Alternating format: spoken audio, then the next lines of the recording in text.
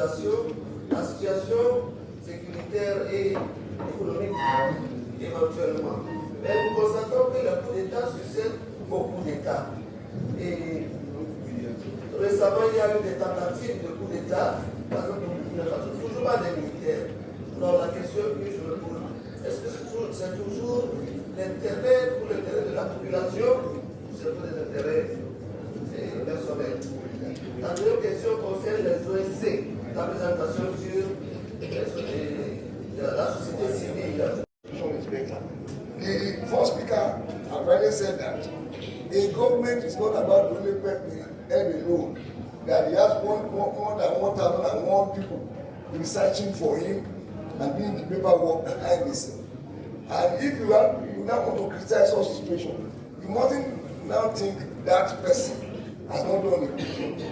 You raise a point without of Einstein that he said he needed only one person to criticize his research for him to look at it again.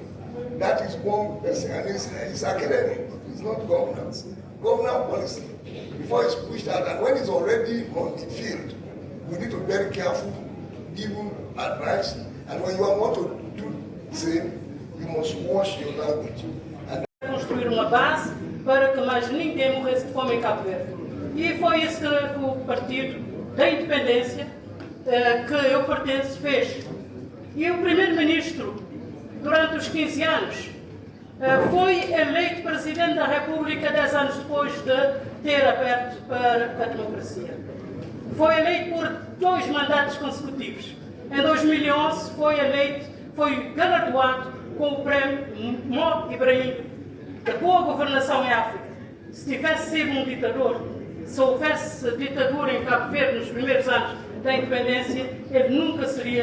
His 8th grade comes together and they do a few things together. Democracy has eroded all of that because we have copied the culture of capitalism. Even in the democratic nations that we make references to, are they doing exactly what we do, or we just want to carry the signboard that we are doing what we want to do? In the United Kingdom, the head of government is monarchy. In the United States, there are some people who are classified as super delegates, meaning that their own one vote is not equivalent to the one vote of the other man. Is that process what we are still practicing? We also want to ascribe responsibility to Parliament. For the amendment of the Ecowas Charter and to urge the President to sit down and do something about the Treaty of Ecowas.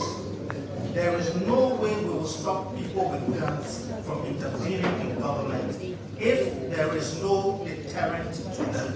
So the problem will not go away unless there is a process to amend the sovereignty paradigm, because that is the one thing that is always erected to prevent the rest of us in the sub-region from dealing with problems that affect us. So one, we need to amend the sovereignty paradigm and say that neighbors have a stake in what happens in a particular country. Now, with regards to that, we also have to amend or create new term limit principles. The term limit principles at the least should come with things like term limits, if even they are justified, must be approved by an Ecowas structure before they take effect. As of right now, it may look too distant, it may look like it's not possible. It is possible. And that is why we need to do the amendment of the charter, and the heads of state must get involved. And there must be a principle also that any term limit amendments cannot benefit a sitting president. This must happen, otherwise we will not have, the kind of peace we want. And it is also imperative that we do things that will lead to the establishment of a sub-regional military command. It is crucial. Right now, it may look impossible, but it has to be done. The reason is simple. The people who do these coups do them because they do not expect any resistance. They know the populace is not capable of fighting them because they have guns.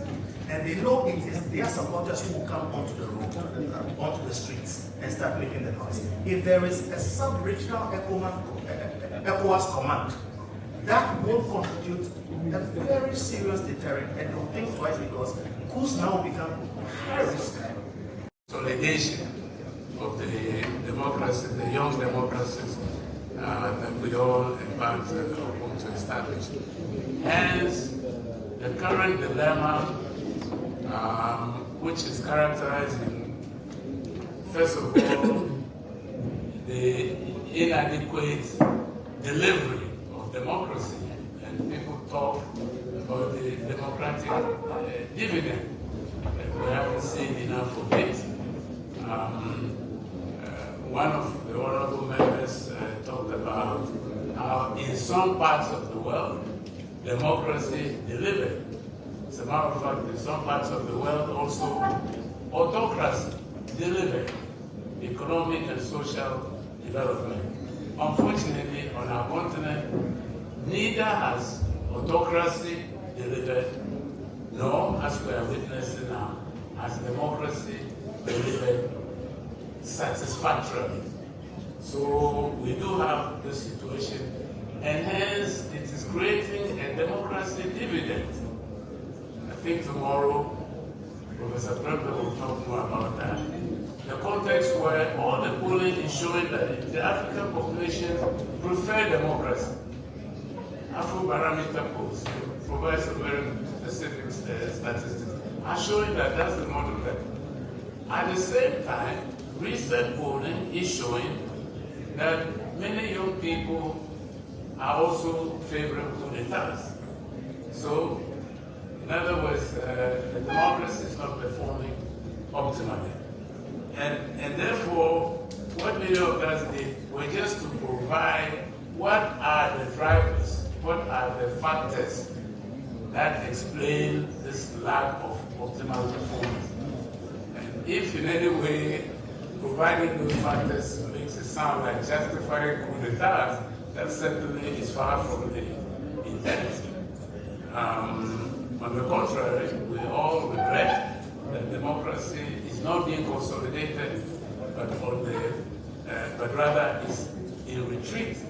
And there's a lot of literature out there on that. Well, secondly, there has been an evolution of the concept of sovereignty and right of interference within African doctrines of collective security and indeed integration, where we move end of the 90s from the different protocols that I mentioned yesterday, both at Ecowas level but also at AU level, from a doctrine of non-interference, which was very strictly insisted upon, to one of non-indifference. That means that when something is happening in a neighbor's country, in the true African tradition, you cannot remain indifferent. You should comment, you have a right to comment. And therefore, we set up early warning mechanisms in our region here in West Africa, very elaborate, where even we have country offices now. At first, we clustered them into 4 groups with 4 centers, but now in every country, with very intricate measuring vectors and very impressive analysis. And I've been to 1 or 2 of the centers, and if you see the reports, they're incredible, very detailed. So the problem is not that we don't have early warning, it is one of early action. And the early action is impeded by the fact that some still cling very strongly to non-interference. Although we have evolved on the continent and agreed by protocols that we cannot be indifferent. It's not African. If you see smoke in your neighbor's house, run there to the market, or as they say, if your neighbor's beard is on fire, you get water to go and quench it. But the doctrine of sovereignty is being erected now by some countries, so that even if you see young people are being killed on the streets, women and children are dying, you cannot come in to as what is happening. So this is where I say all of us have responsibilities. First of all,